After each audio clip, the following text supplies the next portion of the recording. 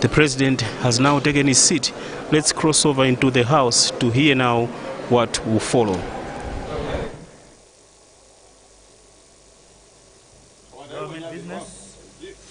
Item M, reading of the proclamation of the 49th session of Parliament by the Clerk of Parliament.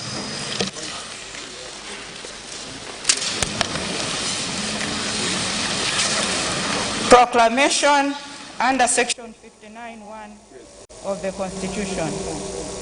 Whereas it is provided in Section 59(1) of the Constitution of the Republic of Malawi that a meeting of the National Assembly shall be held at such place and time as the Speaker shall, in consultation with the President, appoint, and whereas it is expedient that a meeting of the National Assembly be held, now therefore, I, Lazarus McCarthy Chakwera, President of the Republic of Malawi, do hereby proclaim and make it known that the first meeting of the National Assembly in the 49th session, being a new session of Parliament, has been appointed to commence in the Parliament Chamber, Lilongwe, at 10 a.m. on Friday, 4th September 2020. Given under my hand and the public seal of the Republic of Malawi in Lilongwe, this 5th day of August 2020. God bless our nation. Signed, Dr. Lazarus McCarthy Chakwera, President.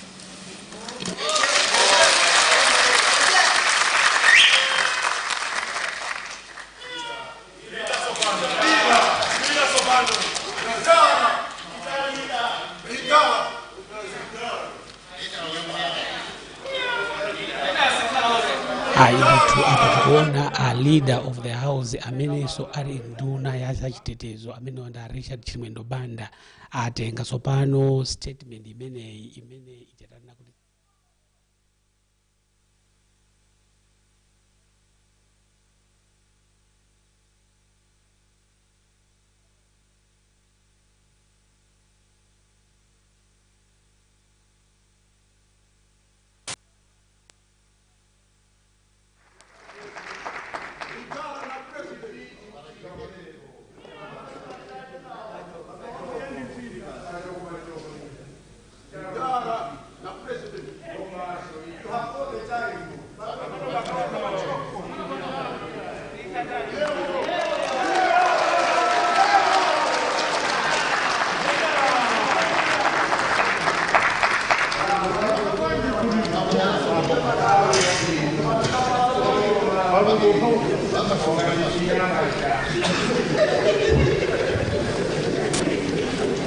Government business. Item B, State of the Nation Address by His Excellency the President, Dr. Lazarus McCarthy Chakwera, from the Chair of State.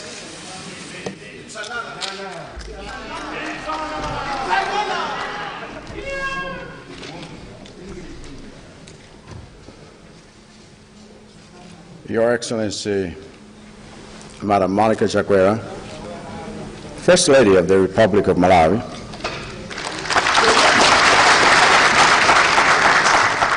Right Honorable Dr. Silas Klaus Chilima, Vice President of the Republic of Malawi,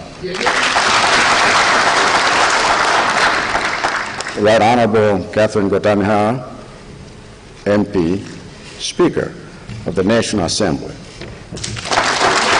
Your Lordship, Honorable Andrew Nyirenda SC, Chief Justice,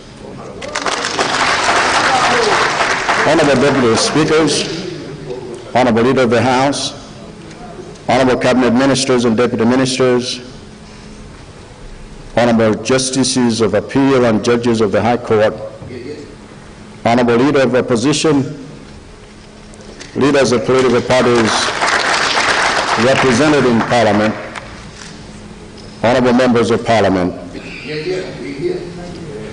His Excellency Jorge David Gune, Dean of the Diplomatic Corps, and heads of diplomatic missions, Mr. Zangazanga Chikosi, Secretary to the President and Cabinet, senior government officials, distinguished invited guests, ladies and gentlemen.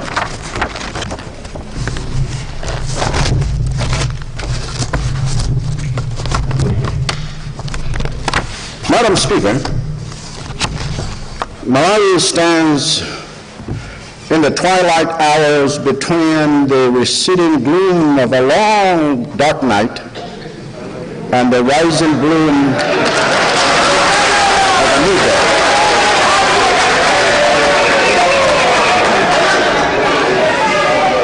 In this time of transition,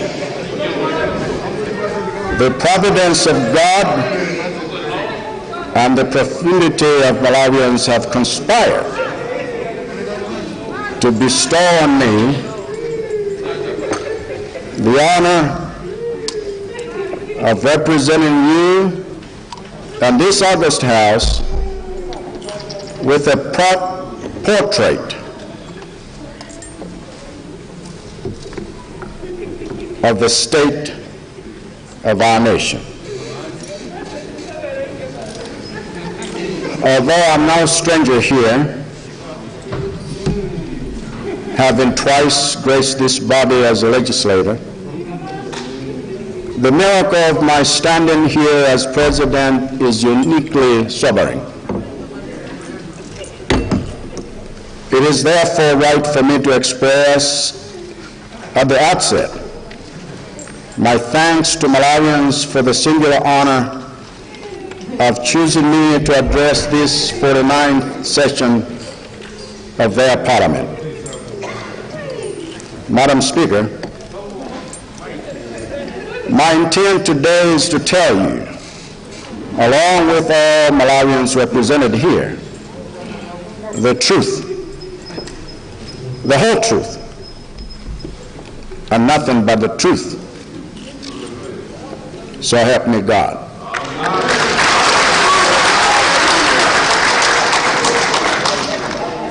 The truth is our most potent weapon for development, as well as our defense against false narratives often told about our country.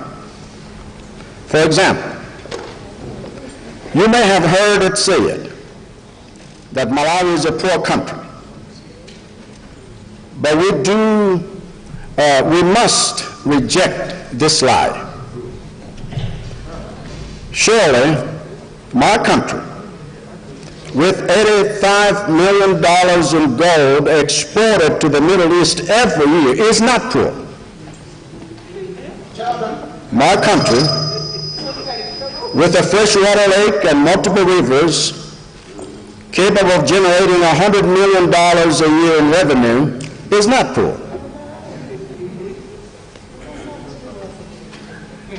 My country, with soils fertile enough to grow the food needed to end hunger for good, is not poor. My country, home to the coffee-scented hills of Misuku and Chitipa and the tea-covered plains of Satema in Cholo, is not poor. My country, home to the silhouettes of zebras and elephants grazing against the backdrop of a golden sunset, is not poor. No, Madam Speaker, as you will soon see from my diagnosis of what ails us, ours is not a poor country, but an impoverished one.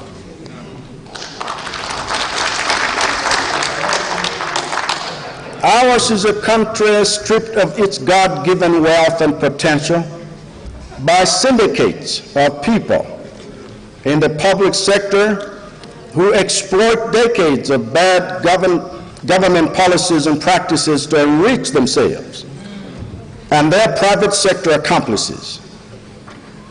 Ours is a country intentionally mismanaged to sustain and commodify a perpetual state of economic misery that affords certain entities, especially political parties and organizations, a raison d'etre or reason for being at the expense of Malawians.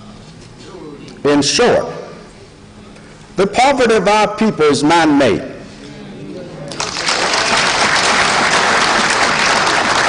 Which means it can and must be unmade.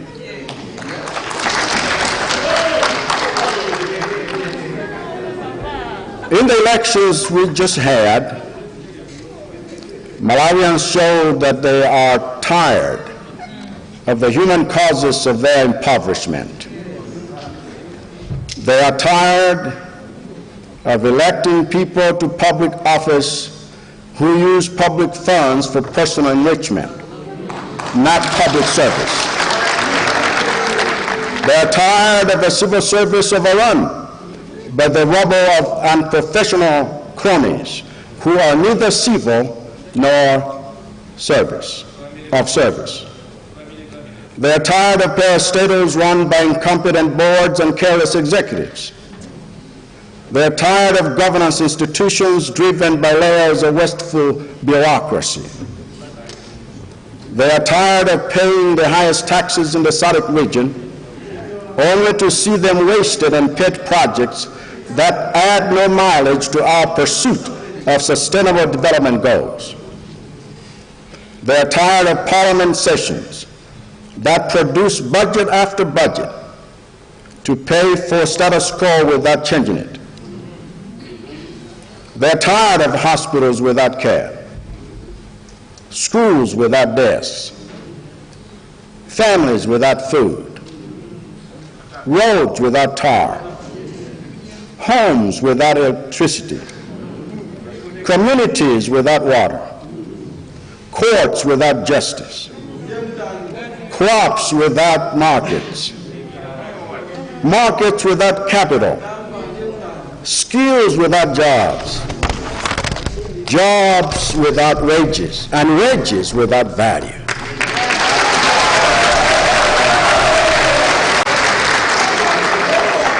They are tired of the biting long winter of economic hibernation. For this reason, Madam Speaker, I have chosen to address you today under the theme, Restoring Warmth to the Heart of Africa,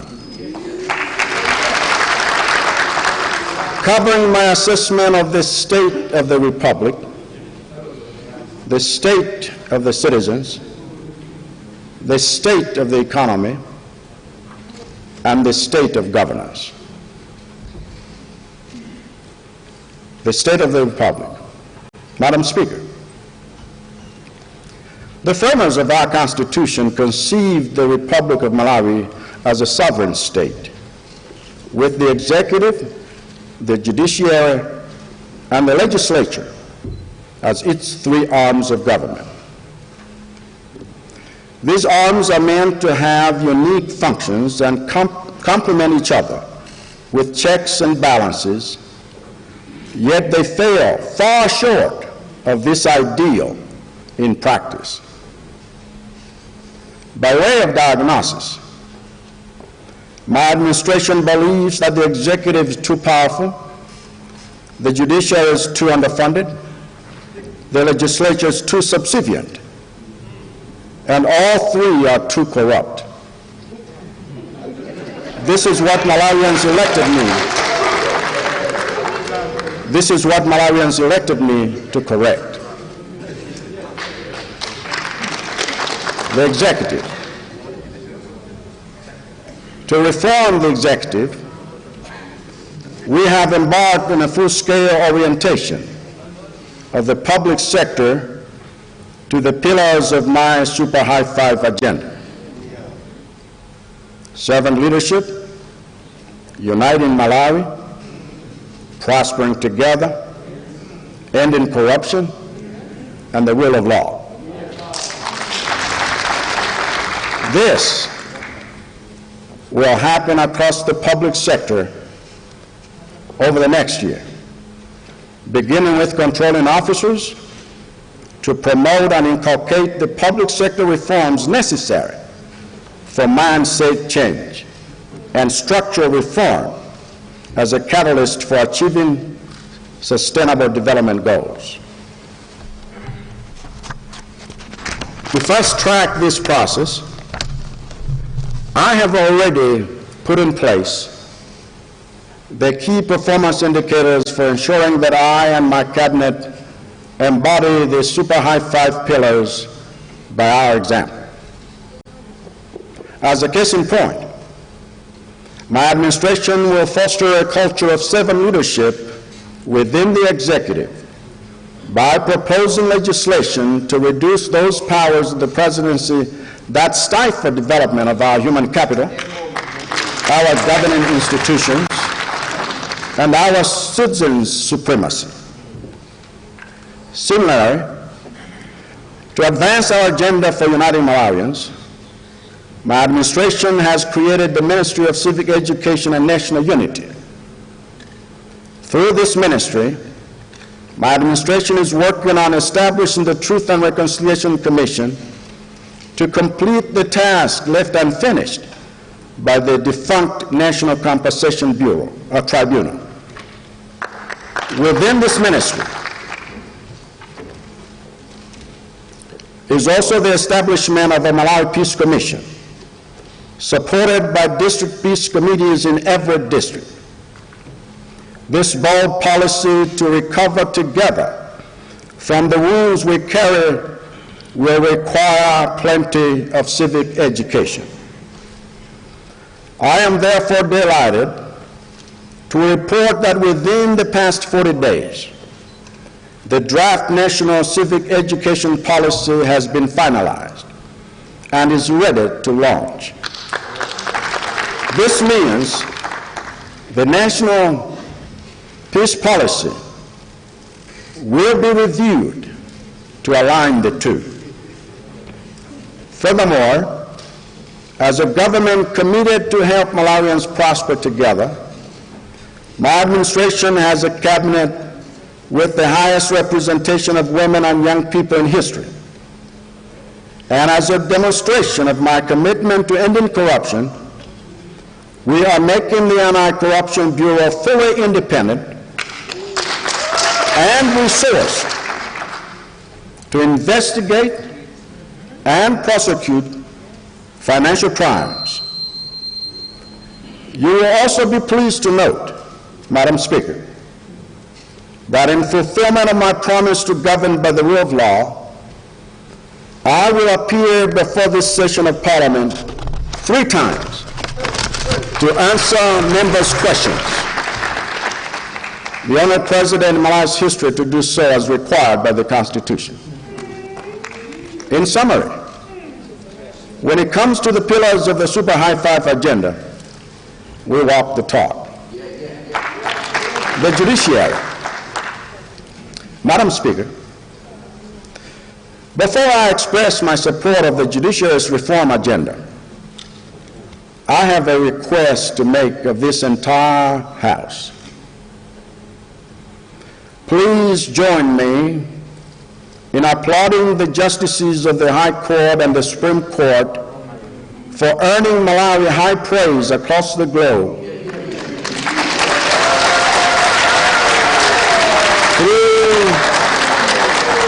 through their meticulous and transparent handling of the constitutional case on the disputed 2019 presidential election. Can we do that?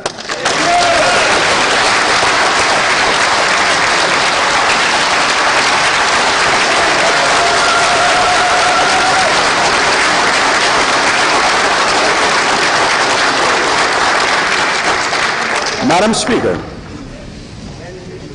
I am pleased to report of other innovative approaches to justice that the judiciary has undertaken. Below the Supreme Court, which now sits as a full bench of not less than 7 justices of appeal, the following specialized divisions of the High Court have been created: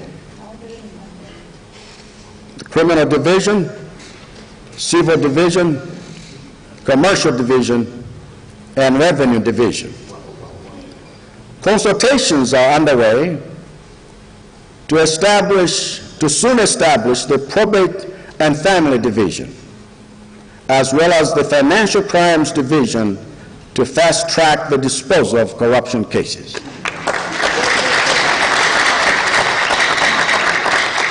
This necessitates increasing the number of judges of the High Court to support the new divisions, clear a backlog of cases, and ensure a fair distribution of work across the justice system. It also means improving both the number and distribution of courts across the country, with the goal of having senior resident magistrates in all 28 districts by the end of 2022. As a prelude to these coming measures, 50 non-professional magistrates are presently being recruited to be deployed to satellite courts throughout the country. And a functional review of the proposed reforms is about to be completed. Madam Speaker, in view of all this, I wish to state categorically that my administration considers it unacceptable that the entire judiciary is always allocated less than 1% of the national budget. I therefore call upon this House to support my administration's measures to correct this and ring-fence the judiciary's funding.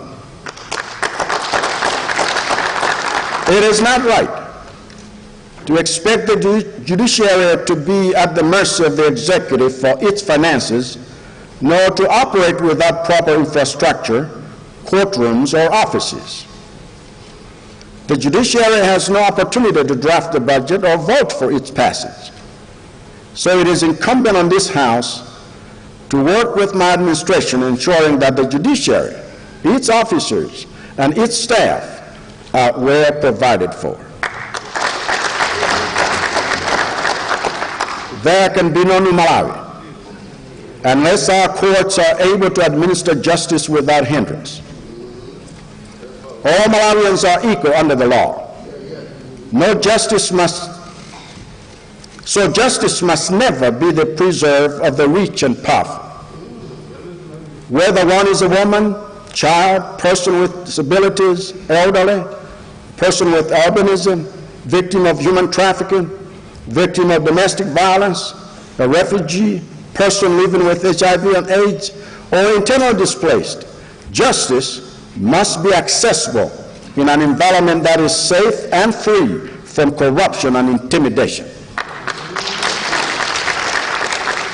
That is why I pledge before God and all Malawians to leave no stone unturned until a beautiful judiciary headquarters is constructed across this Parliament building.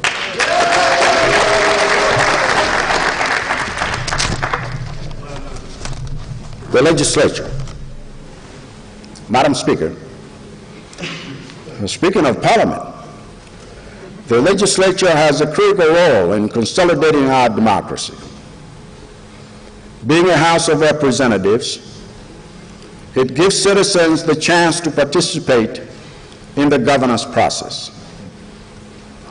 During the year review, Parliament not only fulfilled its role by passing electoral reform bills as ordered by the Constitutional Court, it also publicly assessed the competence of members of the Electoral Commission.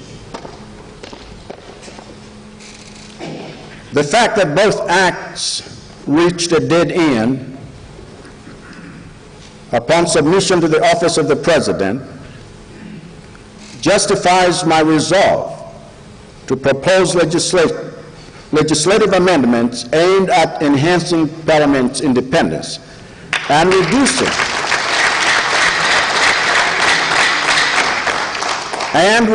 the President's power to obstruct its functions.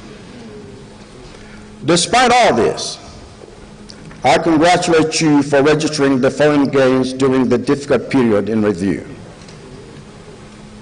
Passage of a resolution scheduling the fresh presidential election against all odds.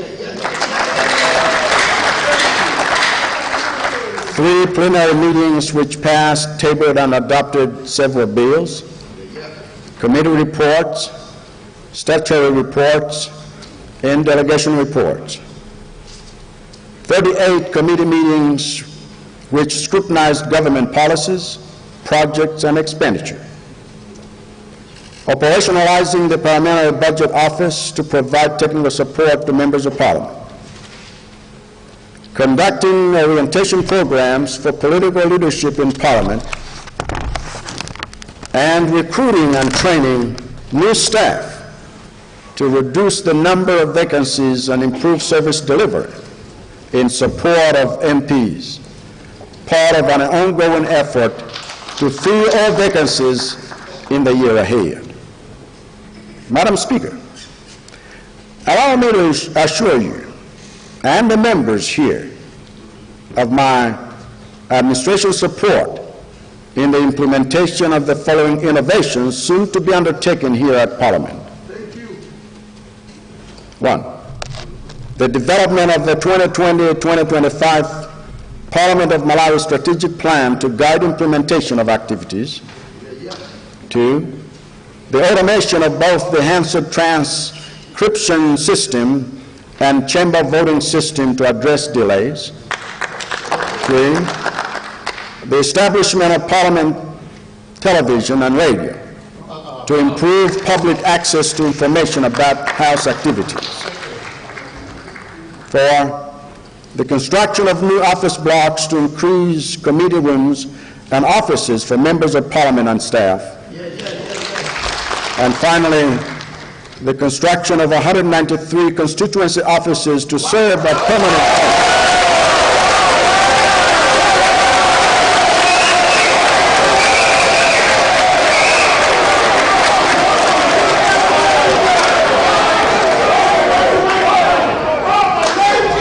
to serve as permanent points of access for Malawians to reach their MPs. Let me also add that it has long been my view that we ought to have official residences for MPs within their constituencies to ensure that they are part of the communities they represent. My administration is therefore actively engaged investors to develop plans for this project and to expedite its commencement. State of the citizens. Madam Speaker, allow me to now report on the state of the citizens with the focus on the quality of services our people receive from the ministries of health, education, labor, lands, youth, gender, social welfare, and information. Health. Madam Speaker, my administration's vision for the health sector is to give all Malawians access to quality, equitable, and affordable health care through the universal health coverage. The following key innovations will be a focus in our approach. Maternal and child health. My administration will strive to meet the target of 350 deaths per 100,000 live births by 2022, and the Sustainable Development Goal target of 70 deaths per 100,000 live births by 20. And so my administration will implement a national strategic plan for the HIV response, which aims at 95 coverage targets for diagnosis, treatment, and viral suppression by 2025. Madam Speaker, I'm also pleased to report that my administration has recruited 76 nutritionists across the country to lead our efforts to eradicate all forms of malnutrition. To provide a legislative framework for these efforts, we will be tabling the Food and Nutrition Bill before this House very shortly. However, I recognize that good nutrition must be augmented by good immunization services, which is why there is 1 billion kwacha for that in this budget. Even so, my administration's most daring goal is to eradicate malaria, and we will soon be launching the Zero Malaria campaign to support community awareness. We are also extending the indoor residual spraying being implemented in Korakora and Mangochi to Nkatabe and Balaka, with a total budget of about 12.7 billion kwacha. Another disease we must win against as a nation is tuberculosis, which is why my administration has put in place measures to achieve the United Nations high-level meeting commitments by 2022. For us as a nation, these include treating 9,200 TB patients, including 14,100 children, and 1,286 multi-drug-resistant patients, and putting 343,050 people on preventative therapy. Madam Speaker, it is important to my administration to ensure that the gains we have made against these diseases are not lost in the face of a new pandemic like COVID-19. In terms of the coronavirus itself, as of 12 hours ago, we had 5,593 cumulative confirmed cases, 1,904 active cases, 3,516 recoveries, and 175 deaths. To facilitate our response to COVID-19, the Treasury initially availed 2.4 billion kwacha to the Ministry of Health to cover prevention and control measures, and a further 3.9 billion kwacha for the procurement of essential personal protective equipment and the installation of a new oxygen plant at Kamuzu Central Hospital. In the 2020-2021 budget, we have allocated 1.3 billion kwacha to central hospitals and the ministry's headquarters, while 2.7 billion will go to district councils. Admittedly, these measures are part of our last line of defense against the pandemic. Our first being stronger community health systems. Toward that end, my administration is in the process of recruiting 1,600 health surveillance assistants.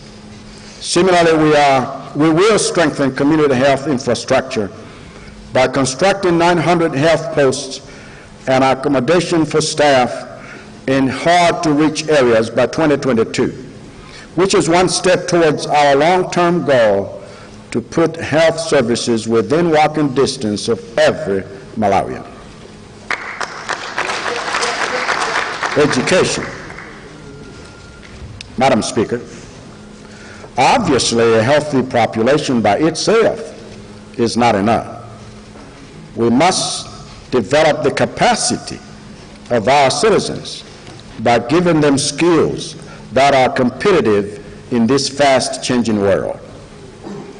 I believe that education is a catalyst for national development, so long as it is accessible and has quality. My administration is committed to ensuring that every child goes to school, stays in school, and finishes school. One way we will do this is by passing legislation and developing guidelines for implementing our manifesto promise to make primary school education compulsory. As the world forges ahead into the future, We cannot afford to leave any child behind. I'm aware that many of the children in our country have no good school near them to attend. For that reason, it is the policy of my administration to ensure that all schools have modern classroom blocks, teaching and learning materials, and most importantly, qualified teachers. To push us toward this goal, we will speed up the completion of all new primary schools and classroom blocks. This includes 14 urban primary schools and over 500 classrooms currently under construction, whose progress is at 60%. 13 community day schools at 35%. 100 laboratories and libraries nationwide, whose progress is at 50%. 100 girls' hostels and many secondary schools under the Secondary Education Expansion Development SEED project.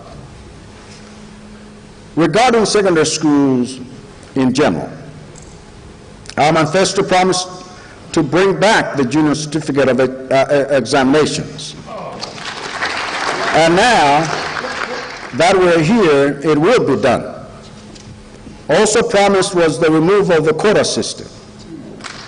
And I want to assure all Malawians that while the previous administration made sure that its quota system was gone, my administration will make sure it is dead.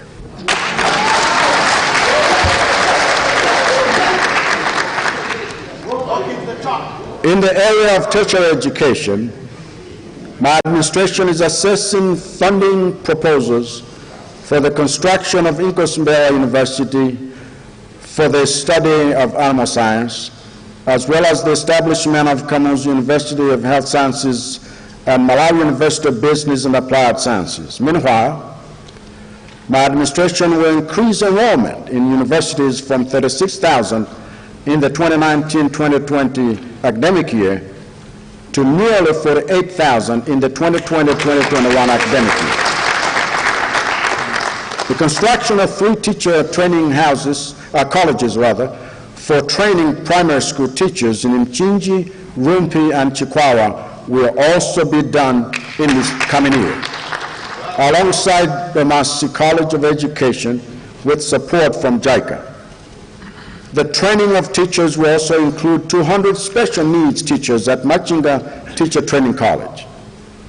More broadly, though, I'm thrilled to announce that my administration is on course to open all COVID-19 compliant schools next week. Labor and land. Madam Speaker, this roundup of focus areas in education naturally brings me to the subject of employment, without which our pursuit of the economic aspects of sustainable development goals would be rendered futile. It is no secret that Dr. Chilima and I promised to create 1 million jobs in our first year in office. To realize this, we have embarked on a job creation initiative and are treating the creation of a conducive environment for further job creation as an ongoing and multi-sectoral effort. We are currently consulting with and collect data from key stakeholders for use in our ongoing assessment of the economy's current employment situation. That way, the action of a job creation strategy we are developing in response to the evolving fundamentals of the job market will be in order. The strategy is a cocktail of the right policies, incentives, partnerships, and microfinance programs that will be applied strategically to produce the enabling environment for sustainable job creation and the productivity of marketable goods and services. Madam Speaker, it pains me to say this, but I must. One of the things depleting jobs for our people is the influx of expatriates who have no unique expertise.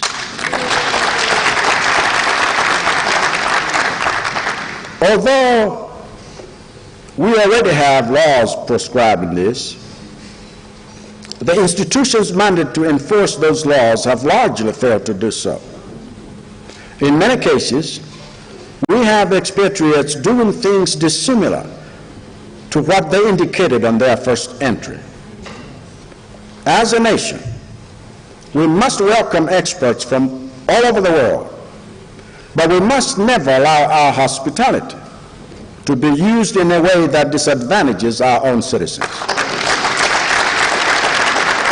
For that reason, my administration will ensure that only those expatriates with transferable skills we have in short supply are welcome to work within our borders.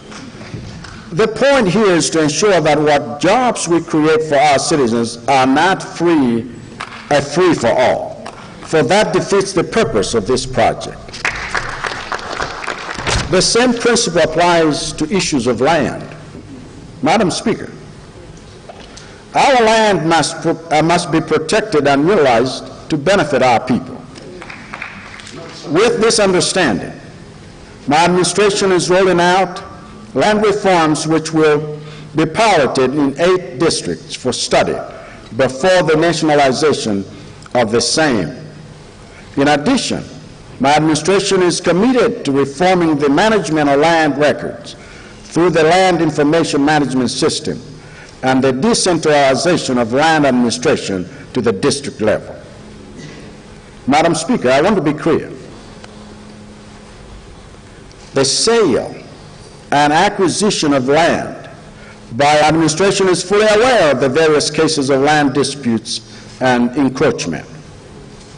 And since we are committed to the rule of law, we will regulate security of land tenure to ensure that all individuals and entities with legal entitlement to land are protected and violators are brought to book. We have a similar crisis of lawlessness in relationship to housing. My administration is aware of the acute shortage of housing for its citizens, especially in urban centers, which some have taken as a license to break our country's housing laws with impunity. But the underlying problem is that demand is way higher than supply. According to the National Statistics Office, Malawi needs 21,000 new housing units every year. But we are far from meeting this demand because of the previous administration's lack of seriousness with the housing needs of Malawians. To address this gap, my administration is engaging various private sector players in the development of a robust housing program through public and private partnerships. In any case, one of the key issues this program is being designed to address is the chronic disenfranchisement of women and youth in matters of land and housing justice. This, Madam Speaker, brings me to considerations of matters related to the Minister of Youth and the Minister of Gender, Community Development and Social Welfare. Youth, Gender and Social Welfare. Malawi's population now stands at 17.5 million, of which 75% are youths and 51% are women. This means that empowering youth and women is key to unlocking the economic potential of Malawi as a whole. To achieve this, my administration will soon be launching the National Youth Service, as I promised before I took office. But in the short term, we will train 3,000 youths in vocational, livelihoods, and technical skills, train 300 youths in business, provide startup tools and equipment to 600 youths, link 600 youths to financial lending institutions, engage 1,000 youths in entrepreneurial endeavors, and equip the 5,000 youths with leadership skills. In support of this ambitious program, we will embark on a nationwide project to rehabilitate existing youth centers, build new sports centers, including the National Netball Complex and a sports academy, as promised now in Festo. Simultaneously, 800 school coaches will be trained in various sports disciplines. Sports competitions in all disciplines will be revived at all levels, and 500 schools that teach physical education will receive support. Of course, my administration will provide special support to schools and school programs aimed at educating girls, for that is a key driver for advancing our total cause of gender equality. Madam Speaker, I'm determined to sustain the gains made towards gender equality with a view to making new ones.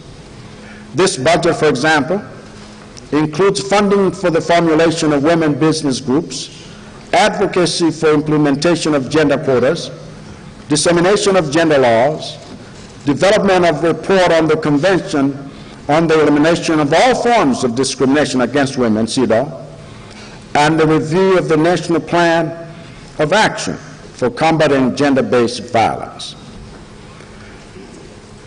For the improvement of our children's welfare, my administration will implement child-friendly programs that will provide better opportunities for child development, protection, and participation. These include upgrading 150 community-based child care centers to child grows up in a vacuum. Therefore, to promote community development and functional literacy programs, my administration will continue building the capacity of local governance institutions at district council levels by training 1,200 village development committees, 2,000 project committees, and 600 extension workers. I'm particularly thrilled to announce the introduction of certificate-level courses in community development and social protection at Magomero Community Development College and the Rwanda Community Development Training Center. This is on top of adult literacy classes we are also opening, which will enroll 400,000 learners. In the social cash transfer program, my administration is retargeting and increasing by 5% the number of beneficiaries. We are also increasing the amounts transferred to beneficiaries of the program from the current average of 7,000 kwacha per household per month to 9,000 kwacha, while the e-payment system will also be rolled out to more districts beyond Balaka and Sheo. Information. The ICT, Madam Speaker, the ICT sector comprises of three broad subsectors: telecoms, broadcasting, and postal services. Our goal in telecoms is ensuring that by 2025, at least 80% of Malawians should have access to internet services and reap the digital dividends as per SADC's commitments. To facilitate this, we will reform MACRA into a people-centered professional regulator. In broadcasting, our aim is to break the spell of political civility that binds the Malawi Broadcasting Corporation, MBC. In the postal sector, my administration aims to make the Malawi Post Corporation a profit-making enterprise through the digitization of postal services. Madam Speaker, all this will require reforming the Ministry of Information as a key policy driver in the ICT sector. The first signature reform in this regard will be a functional review to restructure the Department of E-Government, the National College of Information Technology, and the Department of Information. The second signature reform is operationalizing the Access to Information Act, which will take place in less than a month. State of the economy. Madam Speaker, at this point, the inevitable question rising in many people's minds is, what about the economy? Let me answer that question by looking at our economic performance over the last year, our economic prospects in the coming year, our macroeconomic framework, our infrastructure axis, our 4 key ministries for driving economic growth, and then a word about sustainable development goals. Economic performance. Madam Speaker, the growth of the economy measured by the gross domestic product, GDP, is projected to fall to 1.9% in 2020, following an initial estimated growth rate of 5.5% for the year, compared to the 5.0% growth rate achieved in 2019. This is due to the impact of political uncertainty and instability occasioned by the elections of May 2019, which triggered mass demonstrations countrywide. As you may recall, these developments occurred from the onset of the fiscal calendar in 2019 and continued up until the second quarter of 2020.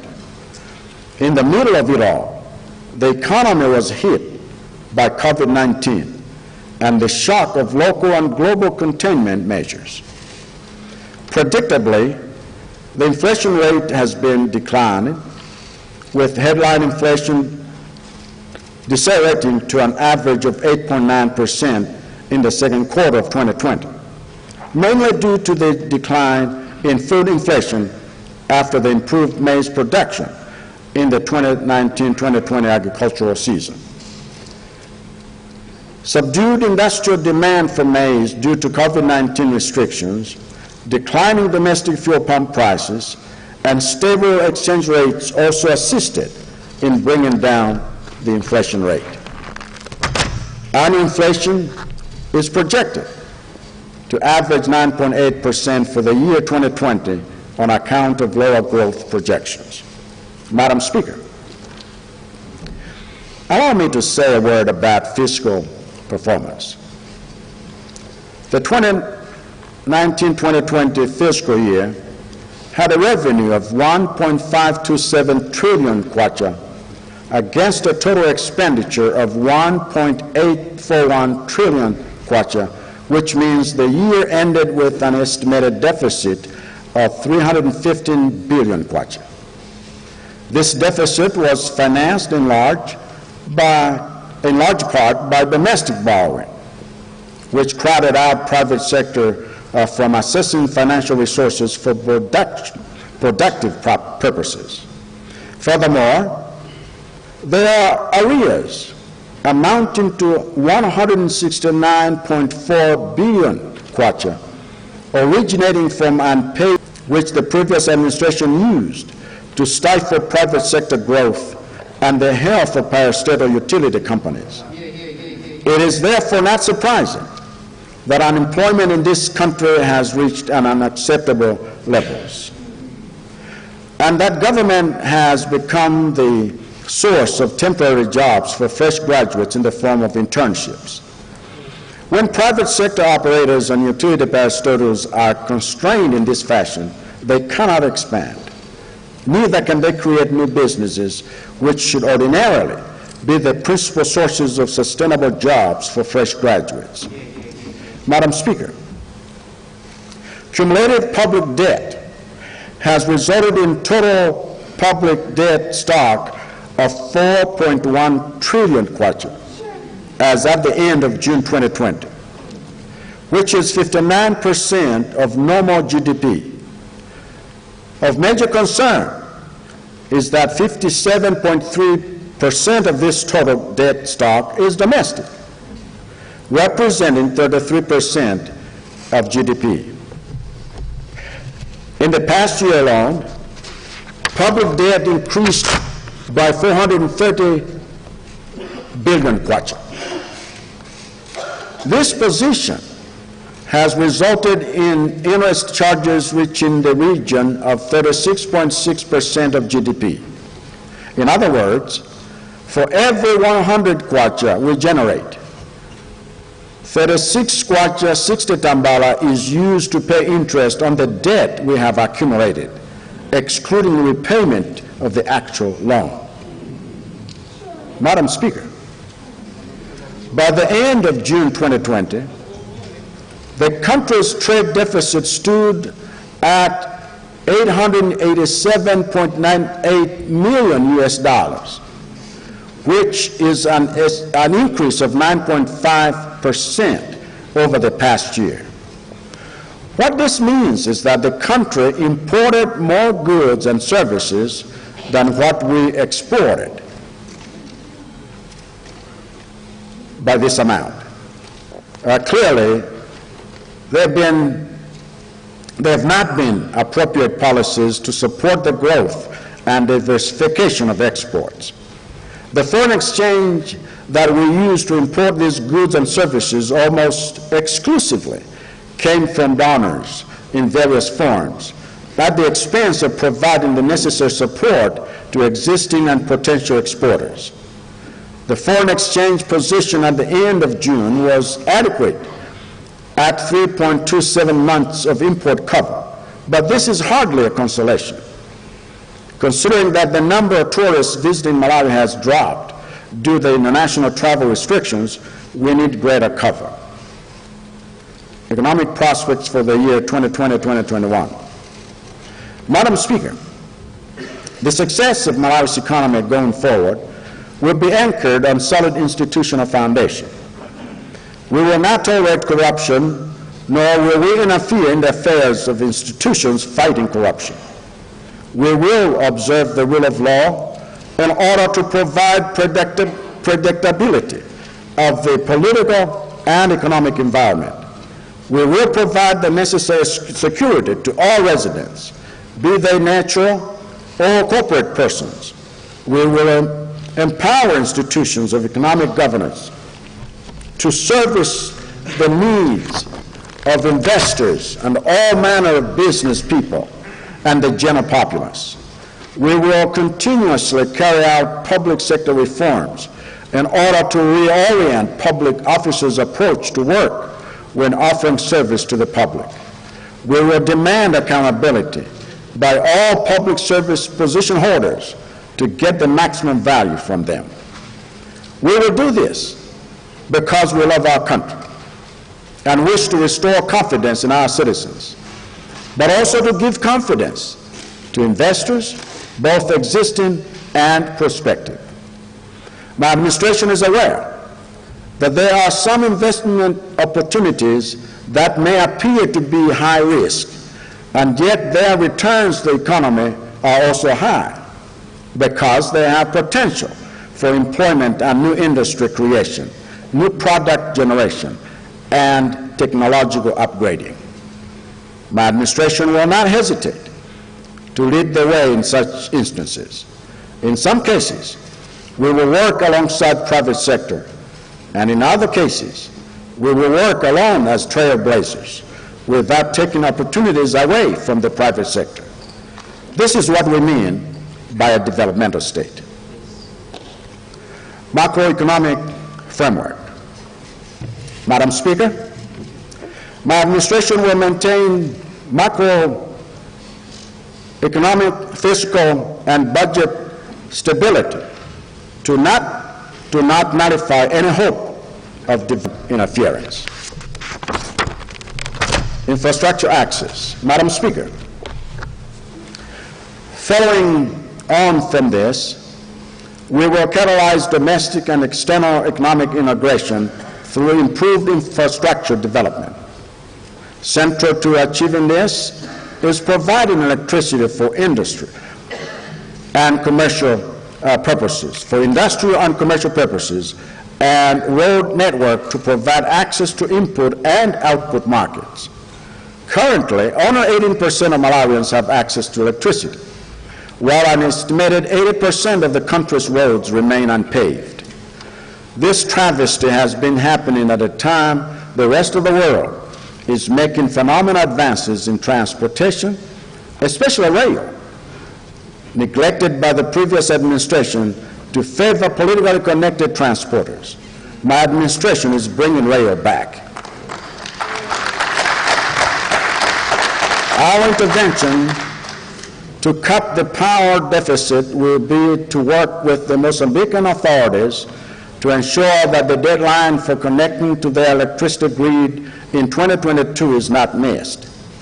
Once this is done, Malawi will have access to the Southern Africa power pool, and in addition, we will resume construction of the country's 60-megawatt solar project and secure a strategic sponsor for the 350-megawatt Paramanga hydro project.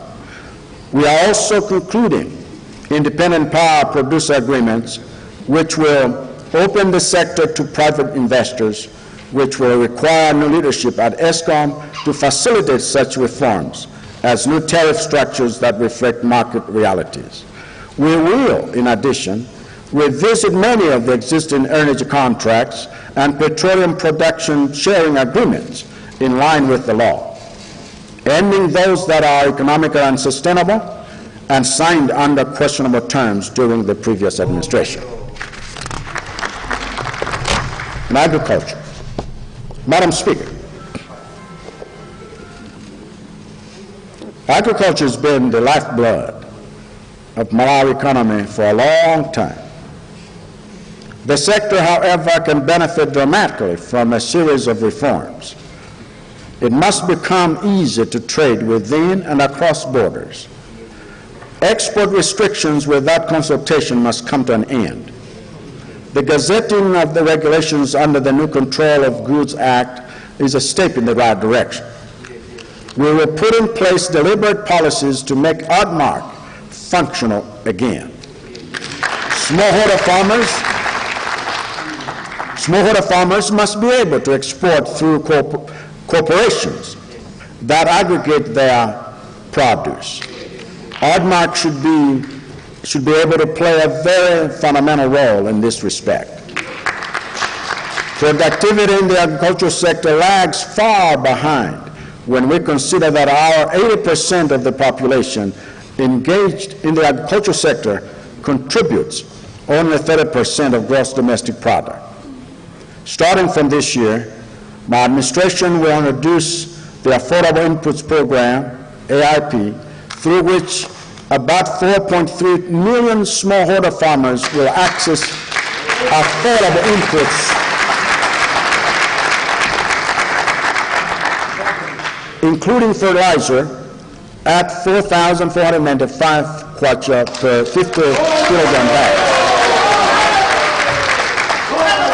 This will tremendously improve the level of productivity in this sector. Madam Speaker, while tobacco remains Malawi's primary export and a key form of income for many Malawians, the crop is unlikely to provide a sustainable source of income in the longer term, given a decline in global demand. By working with tobacco companies, we can help blend other crop types into the farmer's mix over time. Diversification efforts such as this can contribute significantly to household food security, while supporting the establishment will attest. We live in a truly remarkable country. From our beautiful game reserves to our magnificent lake, our country should not be kept hidden from the world. Rather, we should invite people from far and wide to experience what Malawi has to offer. This is because the generation of business and jobs on a large scale will require mass tourism. However, to successfully leverage tourism, we have to make Malawi an inviting destination. This will involve the legislating of visa-free travel for tourists from high per capita GDP countries, encouraging private investment in the country's hospitality sector, securing agreements with commercial airlines so as to include Lilongwe in their global networks, improving logistics and security in and around the country's airports, and training duty bearers to view and treat tourists with respect, courtesy, and care. Complementing these developments, we will also need to drive up demand by targeting key markets, including the United States of America and Europe. Industry. Madam Speaker, Malawi needs to start moving towards industrializing itself for it to become a middle-income country by 2063. Industry conveys a lot of spillovers, including providing links to other sectors of the economy, such as agriculture. My administration will emphasize manufacturing as a base for transformation and creation of jobs or employment. I recently created a separate ministry for industry to lead Malawi's industrialization efforts. Some of the specific projects designed to promote the industrialization agenda include establishment of special economic zones at Chigumula and Matindi industrial parks in Blantyre, Area 55 in Lilongwe, Liwonde Dry Port in Machinga, and Cape Maclear Tourism Hub in Mangochi. The specific economic zones bill will be tabled here shortly, supplemented by the gazetting of the export processing zones regulations to operationalize the Export Processing Zones Act of 2013. Foreign Affairs. Madam Speaker, my administration recognizes that foreign relations have a significant role to play in promoting the socioeconomic development and growth of Malawi. In this regard, we will continue pursuing vibrant engagement with our immediate neighbors. And in the Southern Africa Development Community, SADC, the Common Market for Eastern and Southern Africa, COMESA, the African Union, AU, and the United Nations, UN, at the global level. Due to challenges posed by COVID-19, we will participate in the 75th UN General Assembly in a virtual format. At the regional level, our focus is to integrate within the framework of SADC in the fields of trade and industry and in the maintenance of peace and security. My election as SADC incoming chairperson during the recently held meeting of SADC heads of state and government aligns with our priorities in international relations. We also intend to fully integrate ourselves within the African Union Agenda 2063, including such related programs as the African Continental Free Trade Area. We are also helping stabilize the region by participating in UN peacekeeping missions like the one our brave soldiers are part of in the Democratic Republic of Congo. By contrast, our focus on the world stage will be reforming the Foreign Affairs Ministry headquarters and its missions abroad so that our embassies are able to deliver on the ambitious objectives of promoting Malawi's national interest globally. The reforms will also include a review of our diplomatic presence, including our resolve to have new diplomatic missions in Lagos, Nigeria, and Jerusalem, Israel. I will be sharing more details about this in the near future. The 2020-2021 budget framework. Madam Speaker, the 2020-2021 national budget will contribute to the achievement of the promises the Malawian people voted for. These include investment in infrastructure, provision of loans to an increased number of beneficiaries through the Malawi Enterprise Development Fund, MEDEF, and revitalizing farming through the Affordable Inputs Program, AIP, that will give farmers access to fertilizer. To achieve these policy objectives, the 2020-2021 national budget has been formulated to promote the following major outcomes. First, my administration will exercise strict fiscal discipline. This will require getting monthly expenditure reports from ministries, departments, and agencies of government for the previous months as a basis for additional funding. Since the previous administration left near empty coffers, huge domestic and external debts, and an insurmountable budget deficit, we must learn to do much with less. To make matters worse, the COVID-19 pandemic and its containment measures has hit taxpayers hard, leaving our revenue levels so low that we have to find creative ways to finance our planned activities. Second, my administration has allocated financial resources strategically by directing its spending according to its priorities and programs with the highest net economic and social benefits. Thirdly, my administration has allocated resources in such a way that there will be operational efficiency to enable government to produce and deliver services in a timely and cost-effective manner. Homeland Security and Defense. My administration is cognizant of the fact that national security is a prerequisite for the socio-economic development of Malawi.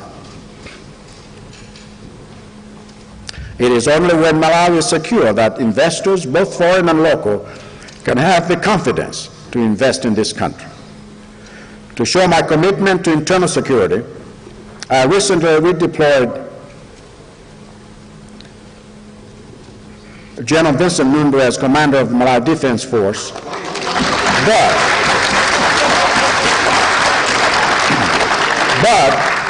I will also be meeting the Defense Council soon to consider their recommendations towards greater security.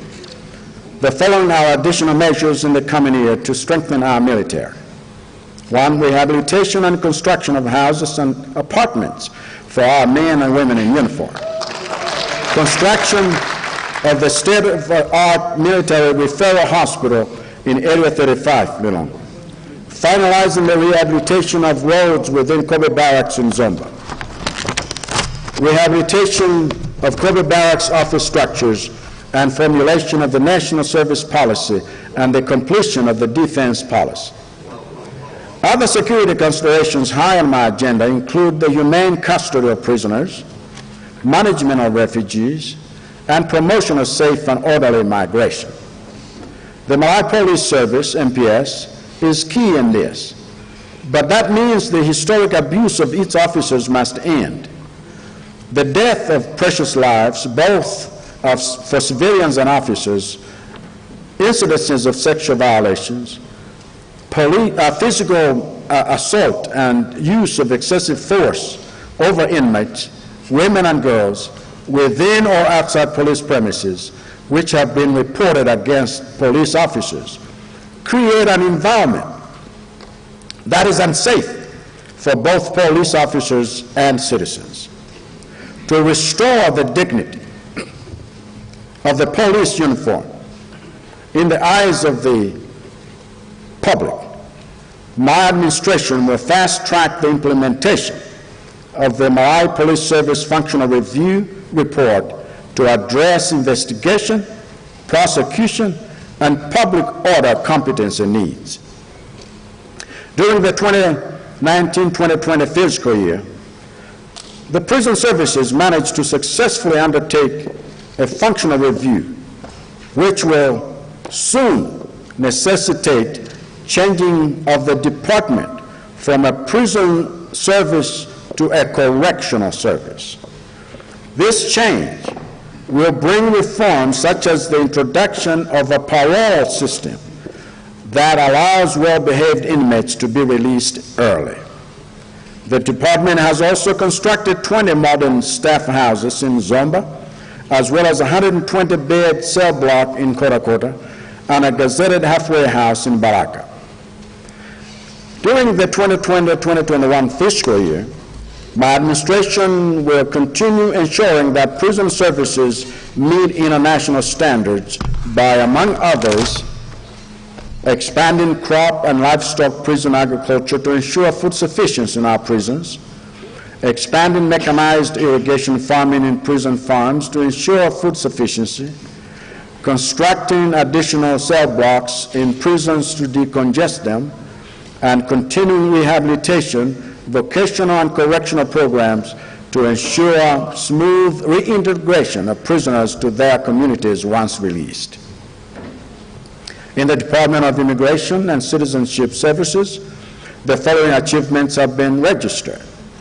Migration to the e-platform for its major operations to improve service delivery, joint border operations with Malawi Police Service and Malawi Defense Force to ensure that our borders are secure, and introduction of an e-passport with advanced security features. During the 2020-2021 fiscal year, the department plans to operationalize the new dual citizenship bill, which will help create an enabling environment for investment, operationalize the new Immigration Act, and move the immigration headquarters from Blantyre to Lilongwe to cut operational costs. Similarly, the National Registration Bureau will embark on a mass registration of all children below the age of 16 years to ensure that each of them has a birth certificate as a human right. Another human right issue my administration has been working on is the completion of the 2019-2020 functional review on the management of refugees, culminating in the establishment of the Department of Refugees under the Ministry of Homeland Security, as well as the development of the first ever national migration policy. Public sector reforms. The current public sector reforms agenda is housed within the Presidency through the Office of the Vice President under the Ministry of Economic Planning and Public Sector Reforms. The Right Honorable Vice President has revived the reforms agenda through consultations with all government ministries, parastatals, and other constitutional bodies to identify the persistent challenges to efficiency and effectiveness.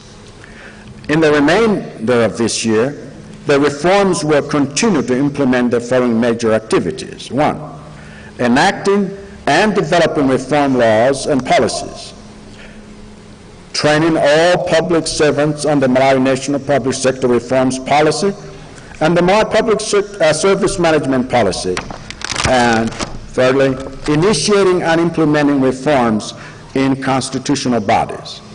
The goal of all this is the creation of a results-oriented, high-performing civil service by 2022 that facilitates positive transformation of the economy and the country's modernization.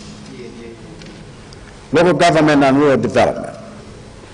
Madam Speaker, the Tonse government will continue to place integrated rural development and decentralization high on the national development agenda. I'm aware of the slow pace of decentralization experienced during the past administrations, mainly due to lack of political will. But my administration has a clear timeline for the remaining sectors to devolve, all to be completed within the coming year. Similarly, I'm aware of the need to improve the human resource capacity in local councils, which we will address by recruiting qualified individuals. However, one hindrance to such recruitment is that most councils do not have a healthy working environment, no less compounded by the fact that some councils are still using dilapidated buildings as offices. This is unacceptable. My administration will therefore construct district commissioners and civic offices in councils. We will also review the policies and systems related to the administration of local councils and the improvement of chiefs' welfare. The councils are critical stakeholders in our rural transformation and development agenda, for they are the epicenter of inclusive wealth creation in local communities. As such, we will continue with the development of rural growth centers. However, we will improve the current approach and format for rural growth centers to establish secondary cities that have such facilities as a commercial bank, ADMAC depot, technical college, secondary school, youth center, village industries, and processing plants, organized markets, and rural buses. To achieve this, I have directed the Ministry of Local Government and Rural Development to work with the Office of the Vice President through the public sector reforms to develop a concept and budget for these cities. As far as I'm concerned, the true measure of our nation's development is not the mammoth projects in our cities, but the lifted livelihoods of our villages. It is there in the rural parts of Malawi that my administration desires to build a new Malawi to inspire a generation of new Malawians. Sustainable Development Goals, SDGs. Madam Speaker, the world came together in 2015 in an unprecedented effort to adopt the Sustainable Development Goals.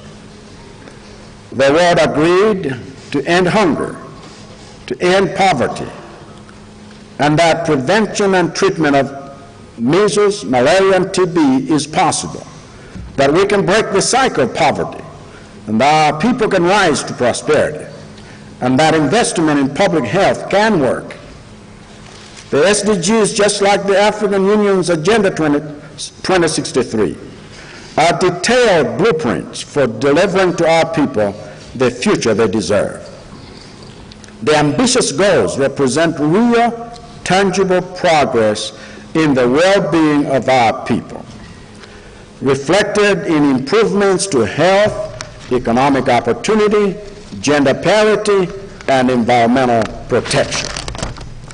The National Planning Commission presented the Malawi Nation Voluntary Report in July 2020 at the United Nations High-Level Political Forum to assess progress of SDGs to date.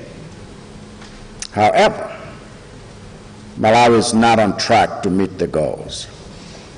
There is some progress in 29, mainly in SDG 3, good health, and SDG 4, education for all, while there is moderate progress on 59 targets and poor performance on 81 targets, especially ending poverty and gender equality. I have therefore prioritized the SDGs as integral to the attainment of our national development and achievement of our national priorities, some of which are stated in the Malawi Growth and Development Strategy. The National Development Conference, which I officially opened on 27 August 2020, as a first step towards the National Transformation 2063 or NT 2063, demonstrates this commitment. It is our national roadmap, the transforming Malawi into a middle-income country by 2063. Madam Speaker and honorable members, I submit for your consideration this report on the Malawi people and their cause. Thank you for listening. God bless you, and God bless Malawi.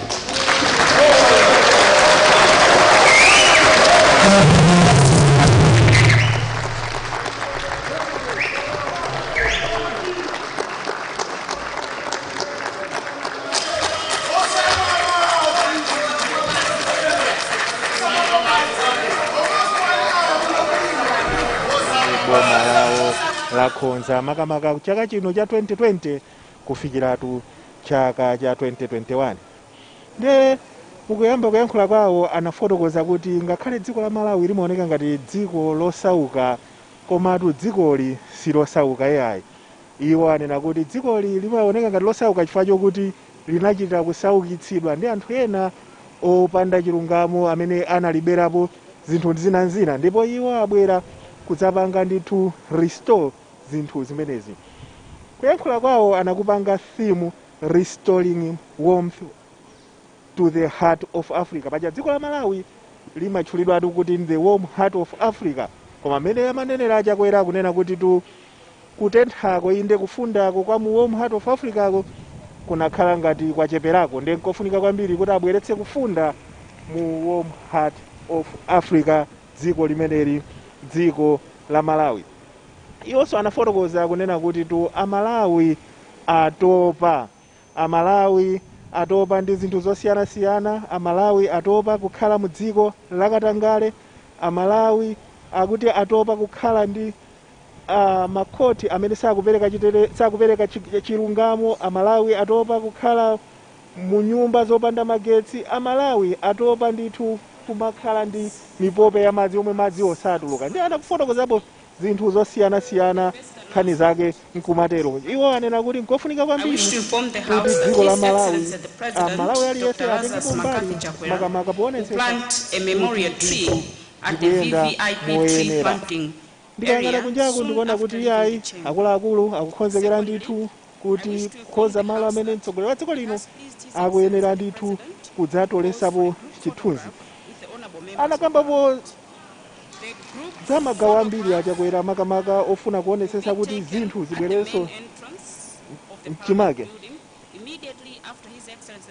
Anakambapo ndithu nkhani zokhudzana ndi judiciary kuti kodi judiciary chofunika kuchitika ndi chani kuti judiciary iyende bwino lomwe.